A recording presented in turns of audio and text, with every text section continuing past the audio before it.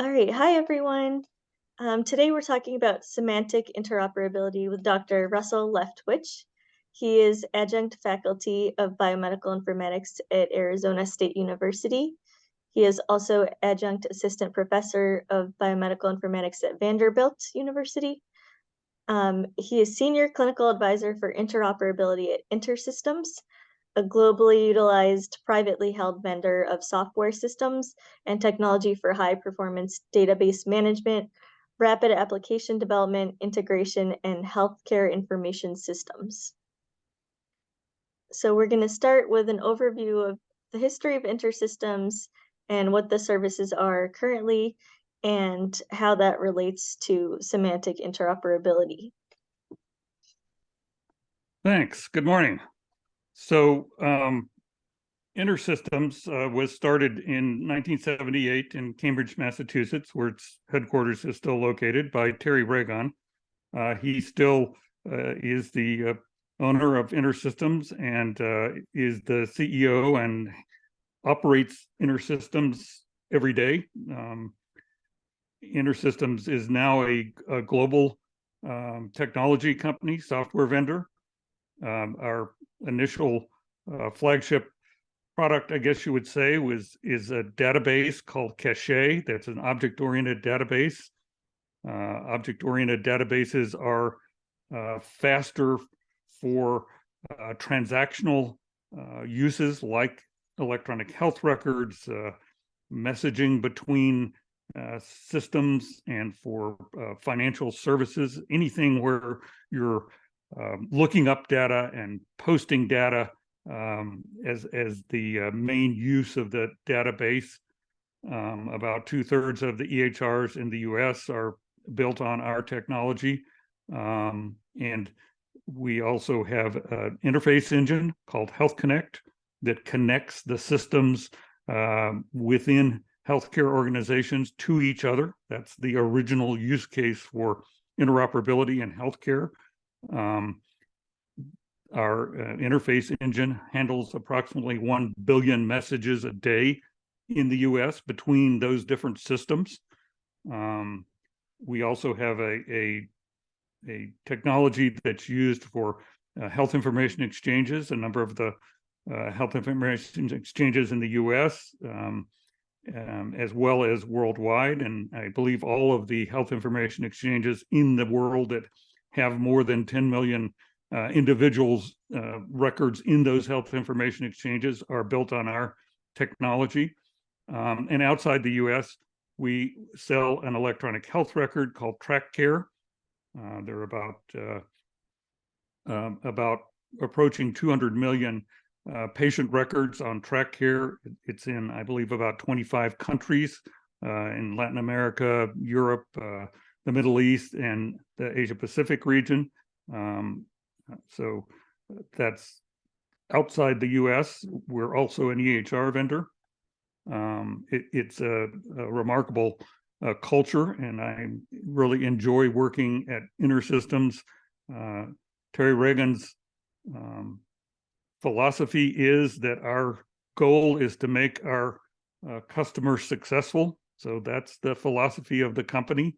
And it is a great place to work, a great culture to work in. We are obviously involved in healthcare and in a lot of ways and in a lot of regions. We also have a lot of our technology that is used in financial services, which I'm not involved with. But we're here today to talk about semantic interoperability in healthcare, which is something that our technology enables, and that we build, but much of our technology is used by other organizations, other companies, to build their solutions to things. So with that, let me switch to talking about interoperability and that topic that we came to talk about. I'll start out by saying, you know, the idea of semantic interoperability, although it's not new, it's much it's much more prominent now than it was just a few years ago. I would point out that in 2010, that recently, only about 12% of hospitals in the United States had what you could call an electronic health record. And so there wasn't a great need to have interoperability between organizations and hospitals. The need at that time was really to connect the systems that were within those hospitals. But since then, thanks to the programs of the federal government, now something like 97, 98% of US hospitals have electronic records. So now we have this greatly expanded use case for interoperability between those hospitals and the healthcare organizations that they're part of. The other thing I want to start out by making sure we're aware of, there's a difference in health information exchange as a verb and the idea of interoperability. Health information exchange, meaning we move health information from one system to another, but interoperability is about being able to use that information in the system that receives the information, or systems in today's world would be a more appropriate concept. And there are some different concepts of interoperability that I want to define briefly. I mean, one definition that's been used for a couple of decades at least is that interoperability is the ability of two or more systems or components to exchange information and use the information that has been exchanged. Well, that's a good definition, but there's a lot more to it because using that information in the past has meant largely that a human read the information, interpreted the information, and made some use of it. That's very different from a machine being able to read the information, if you will, and use that information. We have the idea of technical interoperability, which is just the idea that the information can be moved from one place to another, from one system to another. But we really want to talk today about a much more important and refined concept, if you will, of semantic interoperability, which is the ability to understand the data. Both the sender and the receiver systems can use that data unambiguously, and both systems understand what it means. We also have the concept of process interoperability, meaning that the humans who use the system that receives the information have the ability to coordinate their activities based on that information. And then we have a concept that you may not have seen before of clinical interoperability. And clinical interoperability really means that it's the ability for two clinicians on different care teams to use that information and provide the same care, seamless care, to an individual patient. That's clinical interoperability. It's sort of the ultimate in semantic interoperability, if you will. But I'm going to talk about why semantic interoperability is not really synonymous with clinical interoperability. First, I want to start out by talking about electronic health record data storage, because that's really the basis of the use case that we're talking about when we're talking about sharing information and interoperability. We want to get information out of one electronic health record and share it with another system, another electronic health record, or some other system. In electronic health records that we use today, the user interface is similar, analogous to a paper chart. That's the experience that we have using an EHR. But the data storage of that information inside the EHR is nothing like a paper chart. It is not a word processor. It's not storing that information as you see it on the screen. It's stored in a data schema, a database schema that is unique for each EHR. It's their proprietary schema. It's the IP of that EHR. There have been people in the past that have proposed all EHRs should store the data the same way. Well, that's not a practical idea. It's not going to happen. I don't think we could agree on how it should be stored if we did have the ability to require that every EHR store the data in the same way. But each EHR stores data in its own way according to what brand it is. But beyond that, there are many differences in the way the data in a particular instance of an EHR is stored, because every EHR, as it's implemented by an organization, gets customized. They have certain requirements that they're implementing in their organization. Then those EHRs get connected to different departmental systems, different lab systems, different pharmacy systems, different imaging systems, different specialty systems. And as each of these things happens, the data that's stored in the EHR starts to look uniquely different for that particular instance of the EHR. The pharmacy, for example, no hospital has every available medication in its pharmacy on its hospital formulary.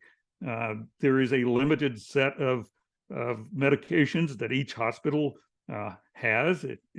As you know, if you're a clinician that's cared for patients in the hospital, the pharmacy may substitute one brand or even one variety of a medication for another. And so the formulary of different hospitals is different. And then each organization hires a terminology vendor to implement terminology in their EHR system. The EHRs do not come with terminology preloaded into the system. So we've got each instance of an EHR with analogous patient data that does not look the same, and we want to exchange that data. So that is a challenge. Notes written in the record are stored as text, so that's true. That in that way, EHRs are similar or almost identical. But the structured data of those EHRs is not stored as text, but as codes. And that's where the variation is much greater than we usually realize. The other thing I wanted to mention is the idea of querying for documents versus querying for specific data. Our past up to the current really is about exchanging documents, usually CDA documents.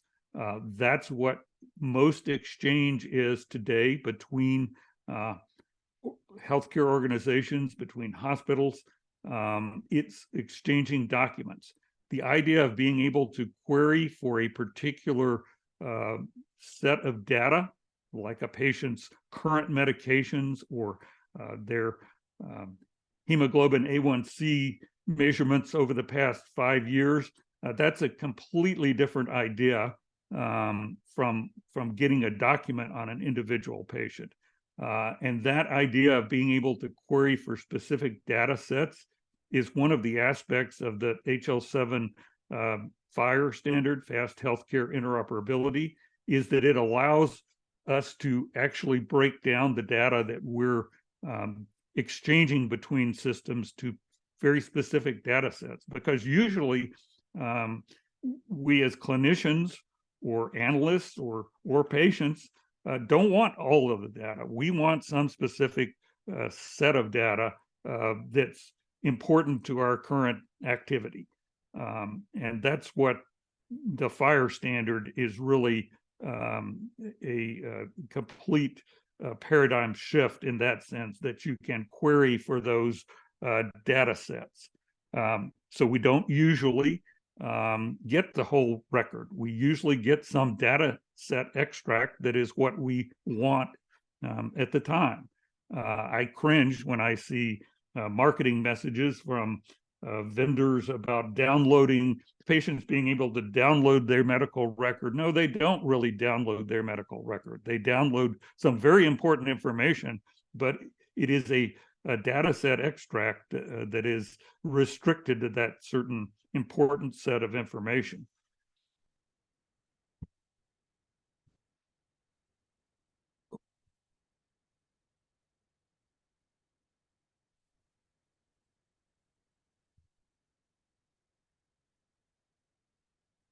So the next concept is that when we get the data out of the EHR system as an interface, the EHR has to map that data from its database to the standard that we're using to exchange the data. So that's true for CCDA documents, it's true for FHIR, and interoperability standards are not for data storage. That's not the way that EHRs store data. EHRs do not have CDA documents in them. They do not have FHIR data in them. That's the way they expose the data for exchange purposes. And that's where it becomes important that the EHRs store the data in different ways. This is an actual example of a patient with suspected lung cancer. This came from Stan Huff, who many of you may know, who was at Intermountain Healthcare, is now with Graphite Health, a nonprofit created to improve semantic interoperability for create an app platform based on semantic interoperability. So if we have this example of a patient with suspected lung cancer, and there are 3 different EHR systems, one of them stores that data as a pre-coordinated code, SNOMED code, that means suspected lung cancer. But another system stores the same concept of a patient with suspected lung cancer as suspected cancer, and the body site is the lung. A third system has explicitly defined that the problem is cancer, the body site is the lung, and the status of that problem is suspected. So it's 3 different ways, but if we want to access that data from outside those systems, we need to provide a model that those systems will all map to. And that gets us to the idea of semantic interoperability and the modeling that has to be underneath it.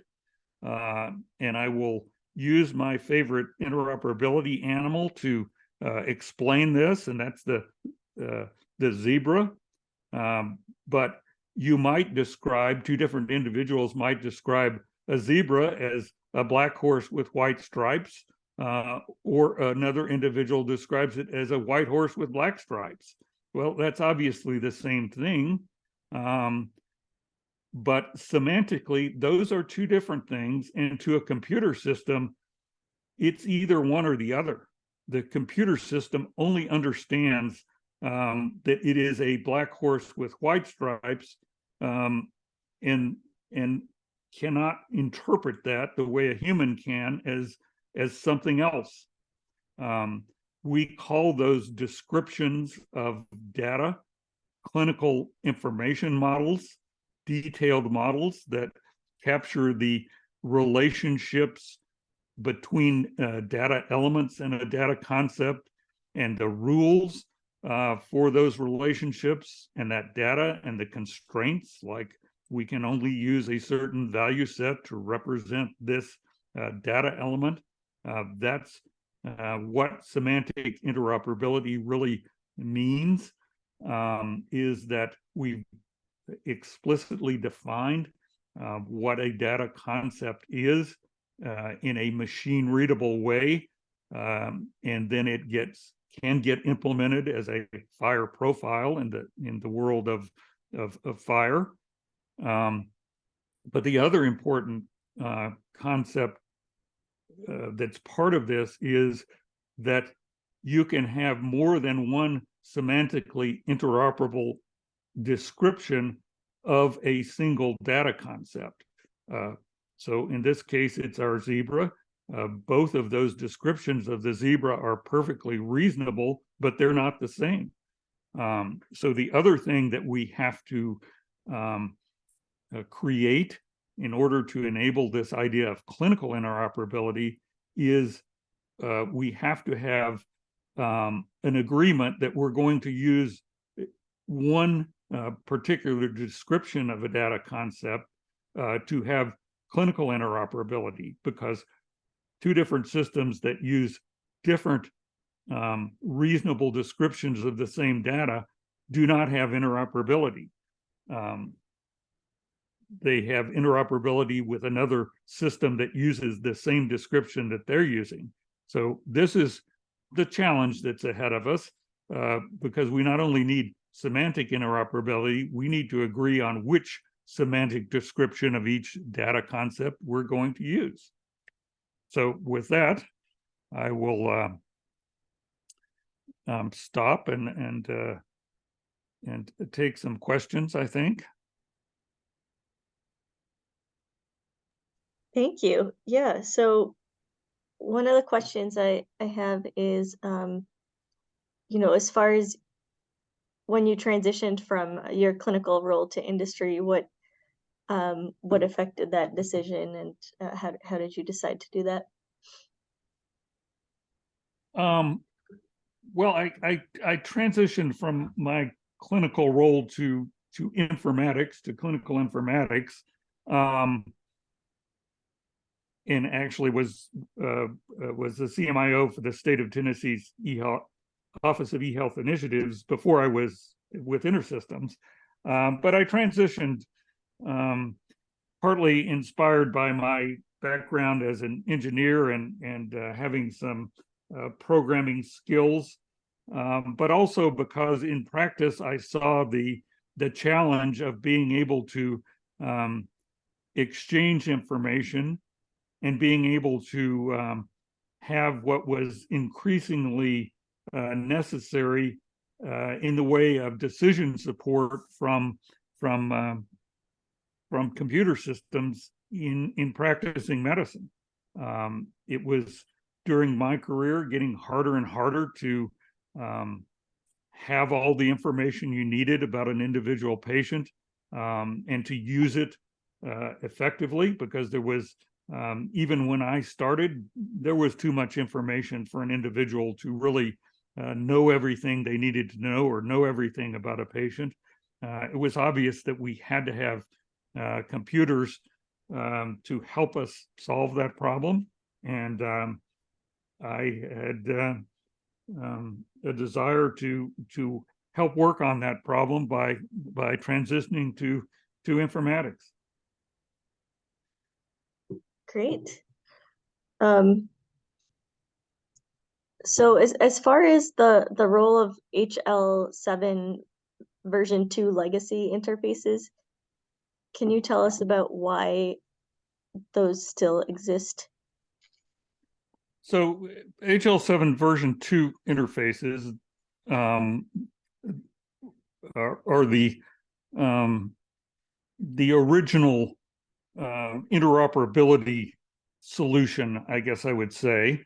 And HL7 version 2 was first created in the 1980s. And the reason was that hospitals at that time started to have more than one system within the hospital. They didn't have EHRs, or Only a very few hospitals had EHRs that were homegrown, custom built EHRs, but all hospitals started to have a patient registration system, a laboratory system, a pharmacy system, a system in the imaging department, and they needed to connect those systems to one another, just so that the registration system could send a message to the lab system and the pharmacy system that a patient had been admitted and where they were, and perhaps what their insurance coverage was, what their medical record number was.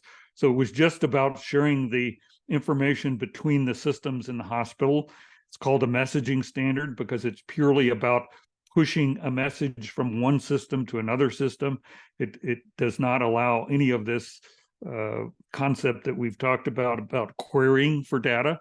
It's simply sending data to another system as a message that then gets stored by that system in its database in whatever way that system stores data. We still need those. The average hospital in the US now is said to have over 80 systems. We still have to connect those systems. But the big challenge has been and continues to be that every one of the connections between those two of those systems, whether it's the EHR and the lab or the patient administration system and the pharmacy, every one of those interfaces between two of those systems is unique. There is no semantic interoperability in messaging standards. It takes a team of engineers to build each one of those interfaces, and if you update either one of the systems that are connected, then you have to update the interface. It's very time-consuming and expensive. It goes on behind the walls of the hospitals we work in without our ever knowing that that's happening. But there are a lot of messages flowing. InterSystems technology is used to send 1 billion messages a day between systems in different hospitals. It's almost inconceivable how many messages are flowing. There are millions just within a single healthcare organization often, but they will continue to be necessary to operate the IT of any healthcare organization. They're not going away. It's true that technology like FHIR might be an improvement, but reality is you couldn't afford to replace all of those systems. I can't imagine what the total cost of those systems is. And the truth is that the messaging with HL7 version 2 is doing what it does, what it needs to do reasonably well. So they're going to be there for a long time. So it sounds like it's not cost effective to switch to HL7's FHIR, and there's no incentive to do so at this time. Not for those systems, no. FHIR can be used as a messaging standard. That's not its greatest potential, I would say, because you can implement these clinical information models, these descriptions of the zebra. You can implement them in FHIR. You can't implement them in HL7 version 2.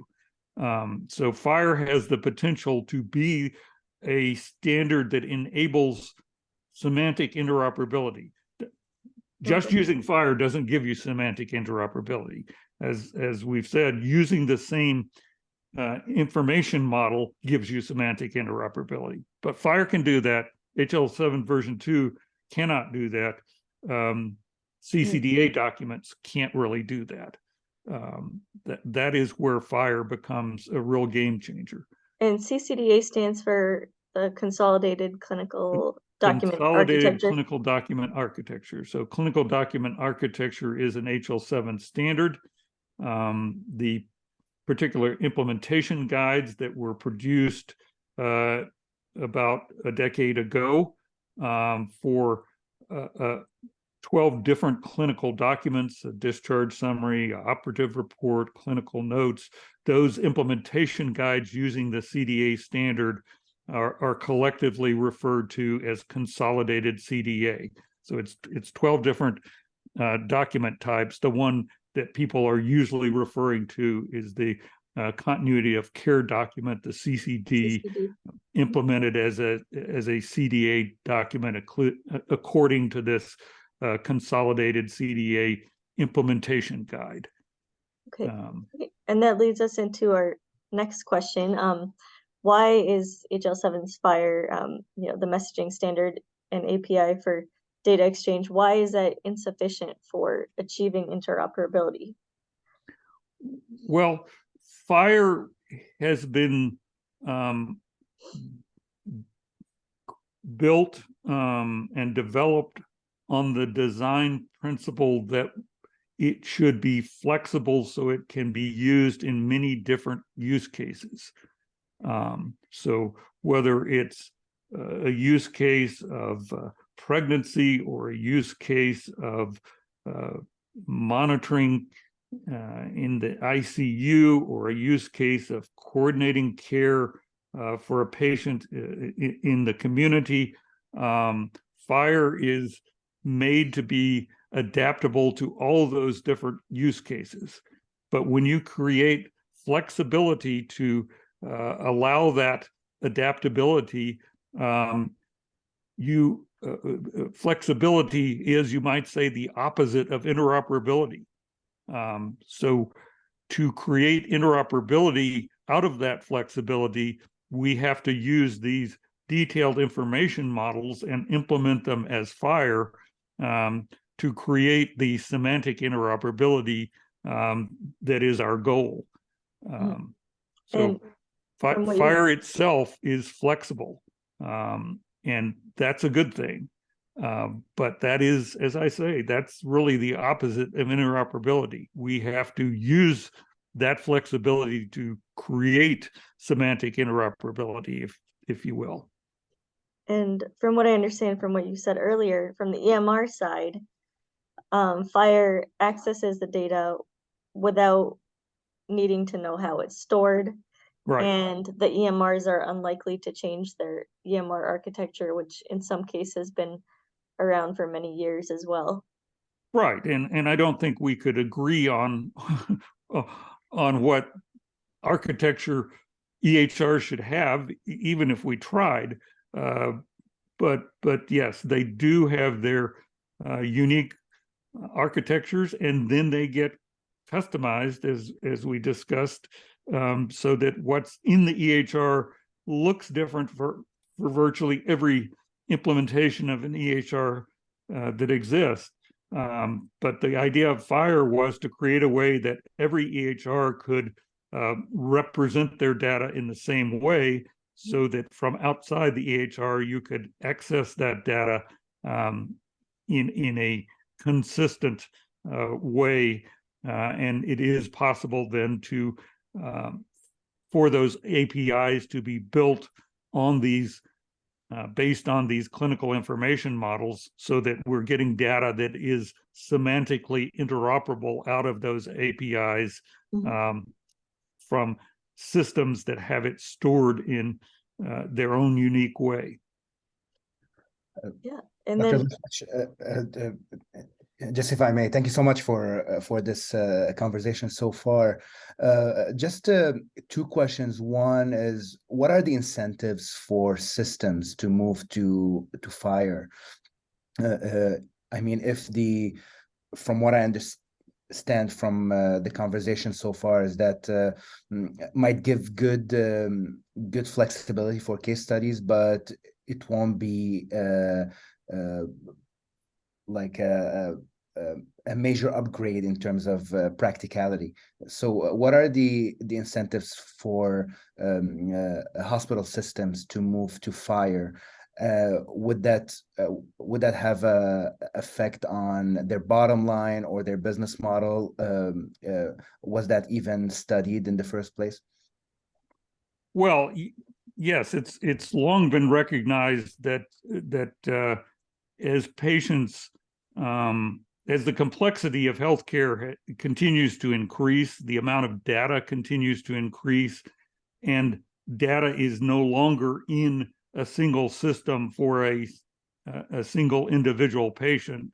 We must have, if we're going to improve the care of individuals, populations, and do it efficiently, we have to have a way to aggregate the data from different systems so that it is usable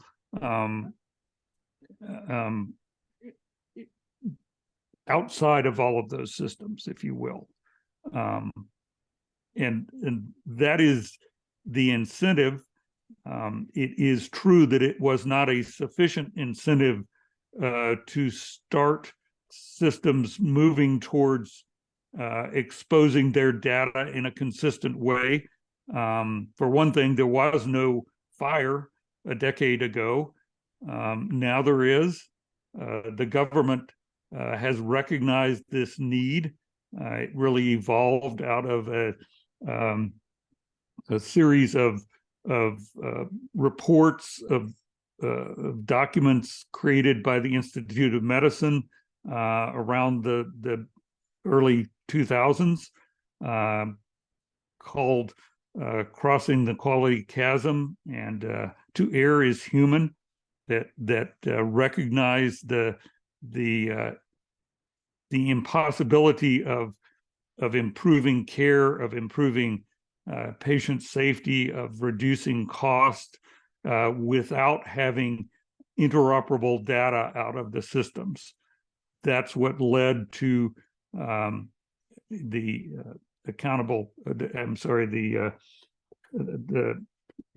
meaningful use initiative that started in 2010, and then subsequently to the 21st Century Cures Act, which calls for standardization of the data according to the specifications that have been subsequently created by CMS and by ONC that specify FHIR as the required interoperability standard that must be adopted by all these systems. I think, as you suggest, there is not a business incentive for all of these different organizations without some coordinated effort by the government to move this forward. It has been successful, and there's a long way to go. Right now, the challenge is, this is an incredible change in the way we organize care and deliver care, because a lot of different IT systems have to adopt this. That's no easy matter.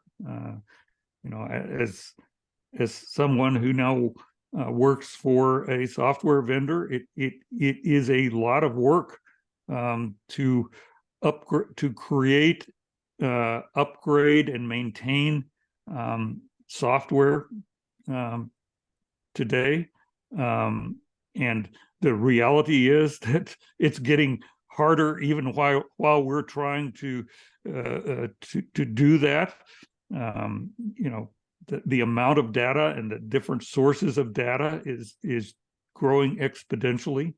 IBM published a report at the end of 2016 noting that 90% of the electronic data that existed in 2016 had been created in the 2 years prior to that, and every 2 years since then, the amount of electronic data has doubled, and most of that data is in healthcare.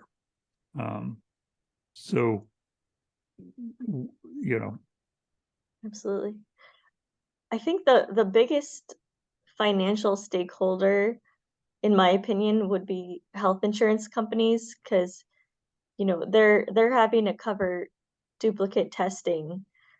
The patient gets a metabolic panel, a blood test drawn 1 week, and then the next week they get the same lab drawn at a different institution because the doctor at that institution didn't realize that they had it done so recently. So I'm wondering, where are health insurance companies in this conversation? And I haven't seen them advocating for the use of FHIR, but don't you think they would be the biggest? So I think there is an effort by the health insurance companies to push FHIR forward.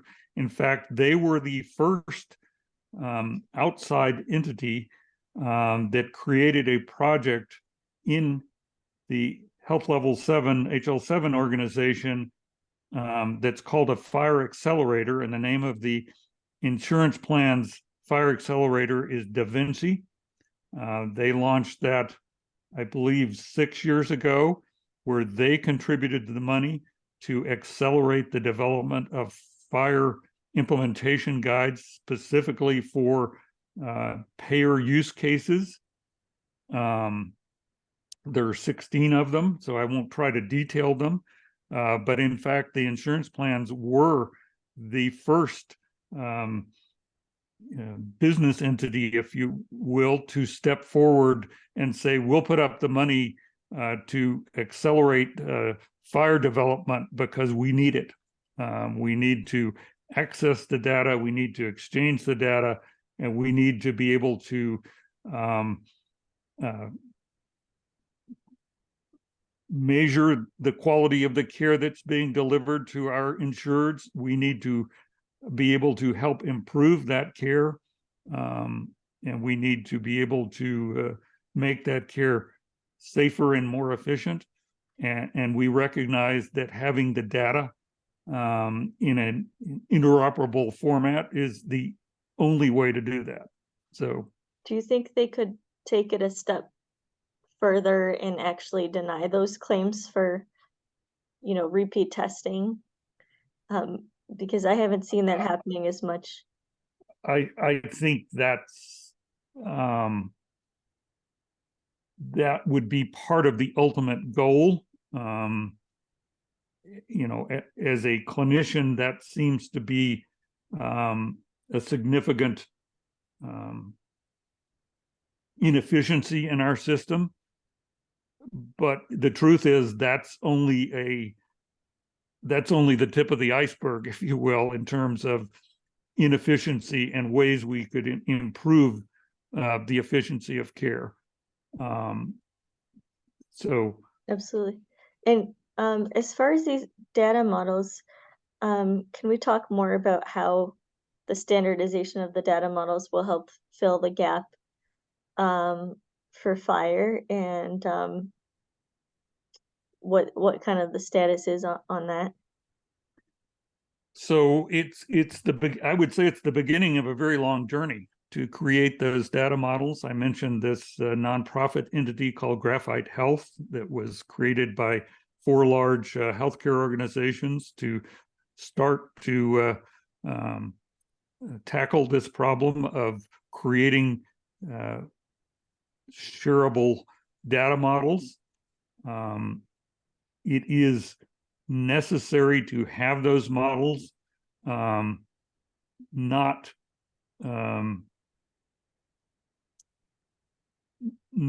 for humans to consume, but for machines to consume. It is the computers that need to be able to understand the data unequivocally, you might say, so that they can help us with the decisions, including what's a duplicate lab test that's not necessary, and what is the best chemotherapy for this tumor given the genomic makeup of the tumor.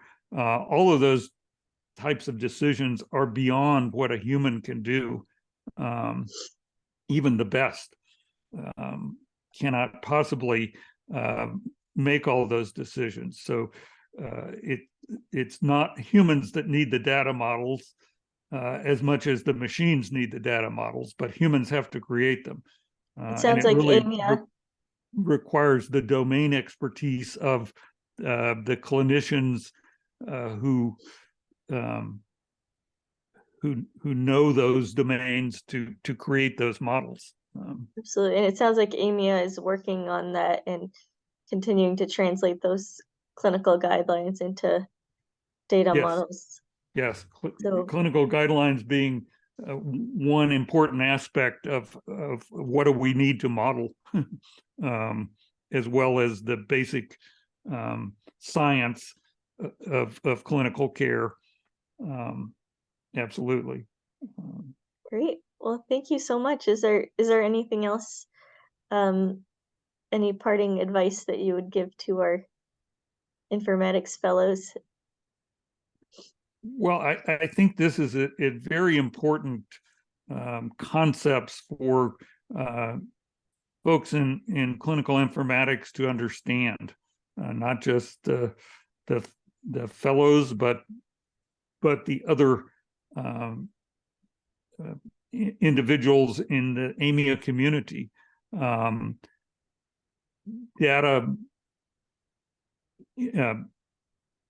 Data standards, data interoperability, modeling have not been part of the core of informatics. I took the informatics boards the second year they were offered, and I'm quite certain there wasn't much in the way of interoperability or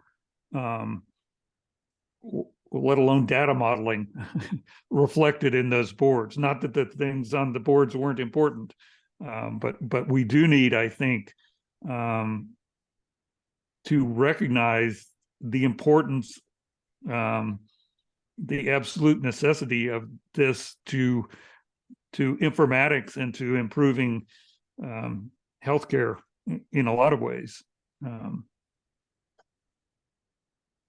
Fabulous. Well, thank you so much for your time today. And Yes. we learned a lot.